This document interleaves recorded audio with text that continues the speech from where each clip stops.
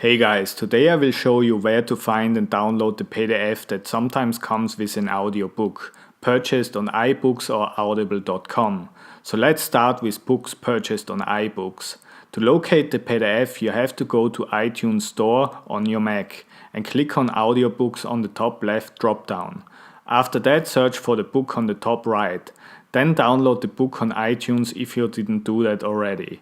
You have to do it if you purchase the book on your iPhone.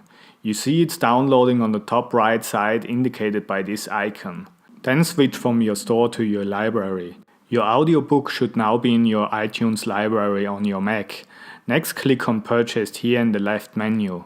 Only in this overview you will see the audiobook and the PDF that comes with it. The PDF here is the last item without the timestamp next to it. Either double-click on it to open the PDF or right-click on it and choose Show in Finder. After that, the pop-up will show you the PDF file and you can open it as well by double-clicking on it. Next, let's try the same thing on Audible.